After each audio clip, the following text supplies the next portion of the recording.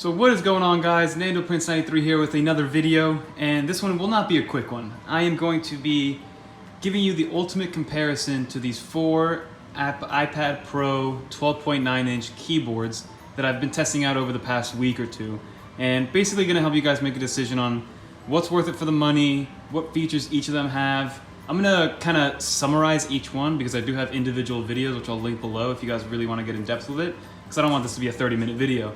I'm going to pretty much just get started and kind of show you guys. I'm going to talk about the price points for each one. I'm going to talk about what they each have and don't have, and then I'm going to pick my winner, like what I personally like to use the most. So I'm going to hop right into it. So first off, just want to give another shout out to my man Kai, who sent over this awesome stand right here. We did announce a giveaway winner earlier this week, but I'm going to hop right into it, and we're going to start with the Slim Folio Pro. So that's this guy right here. And this is by Logitech. I reviewed it, so I'm not going to go in and install every single one, but I will pull it out and show you. So to start off with the good, right? The good is that it offers a lot of protection because all the corners are covered, right? You do have cutouts in areas for the speakers to shine through, which is nice. It does have USB-C charging connectivity, and you can hardwire this one if I'm not mistaken. The keys are backlit, which is nice. They're kind of chiclet style. They work well. There is one viewing angle, so it kind of just magnetically stands like that. As you guys can see, the keyboard is actually on. And overall, I like this. This one is $130. I do like how there's a latch here, so you can still put your Apple Pencil here to charge and then latch it in for an extra little bit more security. And I do like this one. It does add bulk, obviously, because you're adding a lot more protection. For the most part, I have dealt with bulkier cases. So, I mean, I would give this one a 7 out of 10. And my biggest gripe is just the fact that A, it's Bluetooth, so it takes a battery on the iPad. And B, it's big. Like, I don't like how big these cases are. And that's gonna be a common factor for all of these, right? So that's the Logitech Slim Folio. I'll link them all below, just in case you guys wanna check them out on Amazon. And again, this one, the Slim Folio Pro 12.9-inch, third generation for the iPad, by Logitech is 130 bucks. And then we have the Zag Slimbook Go. This one I'm gonna say was my least favorite. Not to really knock it at all, but I just don't like how when it lays down on this little like hinge stand thing, it's floppy. So every time you touch it, there's a give on the screen, which I don't like. But I'll pull it out for you. I do kind of like the flexibility that it is two pieces as opposed to one. And the keyboard is very slim, as you guys can see, right? And it does charge also, again, by USB-C. So that's another big plus. You only need to carry one cable with you if you do need to charge it. And these things last forever. And I like the feel, right? I do enjoy the keyboard style, these little circles with tiny little divots in here, which makes it a little more comfortable to type on. So the typing experience on this was good. It was clicky. Obviously a lot more key travel than the regular Apple iPad Pro case that comes from Apple. And you can connect up to 2 Bluetooth devices on this thing. This doesn't need to be like hinged onto your iPad to work. This can actually work with any Bluetooth device because it is a separate Bluetooth case or Bluetooth keyboard. And then again, you have the actual case part, which I was not a big fan of. Yeah, it does offer a lot of protection. All the corners, there's a space for your Apple Pencil, and there's also a space for your Apple Pencil down here when you're traveling and you don't want to maybe charge it and use up and suck up your iPad Pro's battery. But what I did notice is that the speakers, they seem to be covered, but if you guys can really notice on there, there's a little cutout there, which kind of helps the speakers fire forward. Again, not a gigantic fan. Again, I would rather just have the speakers out in the open.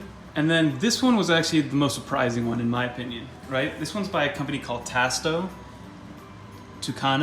designed in Milano, Italy.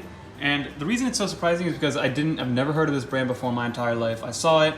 It did cost me 150 bucks in store, but I did a little research and on Amazon it sells for 120. So this is the cheapest out of the 4 cases, the 4 iPad keyboards that I'm going to be showing you. And again, I did a full review, which I'll link below. This one, like I said, is the most surprising one because of how much I liked it. Yes, there's a lot of thickness to it, but the thickness isn't crazy, right? I mean, like I said, it is thick. It has cutouts for all the ports. The biggest minus is the fact that it's micro USB. So you do have to carry a separate cable to charge it. That's kind of annoying, but what can you do? I just like the typing experience of this one the most. It's very, if you guys have ever used if you guys have ever used a Microsoft Surface tablet, it feels exactly the same, especially here. It's kind of like an Alcantara finish, kind of like a soft rubber matte fin. I don't know, I just really, really liked it. Again, you can connect up to 2 devices to this keyboard, and it does bring a micro USB cable, which is nice. The other ones didn't bring a USB-C cable because I guess they assumed you have one ready to go. But this one, I liked it a lot because there's only one viewing angle, and most people would think that's a negative, but it stopped it from it stopped the iPad from kind of giving back, right? So usually if you press on the iPad, especially on the Zag one, there's give, and if you do press on the iPad hard enough, then the iPad starts to go farther and farther back.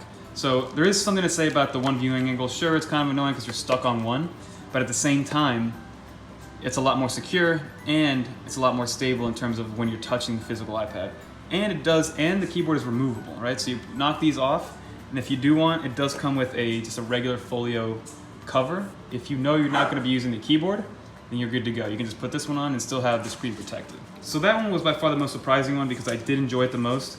Disclaimer, it doesn't have backlit keys. So that's another thing. If you guys are really into backlit keys, then obviously this is a deal breaker for you.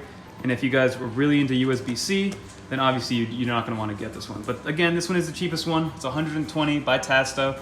And I'm always for, kind of supporting new brands. And these are the battery specs. And like I said, it'll last you a really long time. And then lastly, it is the infamous, the famous, whatever you guys want to say, Apple branded Folio Case. What amazes me is how thin this is. Like, this is both sides, right? It's unfolded, obviously. You fold it up, like this thing is crazy thin. It does connect via the 3-pin connector, which is nice, so it doesn't use a battery, doesn't use a Bluetooth. Yes, the keys, they leave something to be desired, but for me it's fine. And even though it doesn't say they're waterproof, this is fabric, so if you do spill a little something on it, it's not going to be the end of the world. I've spilled plenty of liquid on here. I just kind of wipe it off with a cloth, and I'm good to go. And there are 2 viewing angles as opposed to just one, but both of the viewing angles are very stable, so if you are pressing down on the iPad, nothing happens to it. And again, you don't need to charge this. This uses the internal battery of the iPad Pro, which I really, really enjoy. And has a cutout for the camera. Again, there's no corner protection, which I keep my iPad Pro pretty secure, and I'm always pretty careful with it. So there's enough protection for me, as long as it's covering the front, which it does. And I did have to get a screen protector for the iPad, because I noticed that when I was using it without a screen protector, there would be little remnants of the keyboard on the actual screen, which I really didn't like.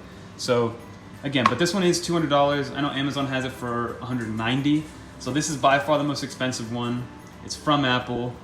This one is my winner just because of how easy it is, how thin it is, how portable it is. I don't really need backlit keys because I know I can type without looking. It's okay on the lap. None of these are really great for the lap. This one is a little bit better because it has only 2 viewing angles and you're not using like a stand, which is nice. So I really enjoyed this one. I would recommend this one over any of those. But again, if I were to recommend any of the other 3 third-party cases, I would recommend the Tasto one first because it was very surprising. I liked it. Micro USB is kind of a turn-off, but at the same time, it just felt good when you were holding it in your hand, and it felt sturdy and you felt protected. So that's gonna do it for this video. I know it's kind of quick. I tried to run through it so I wouldn't bore you guys. Please don't forget to like, comment, subscribe. I really enjoy making these for you guys, and you guys seem to be really enjoying them as well. So that's gonna do it for this video. Like I said, please like, comment, subscribe. It helps grow the channel. Until next time, peace.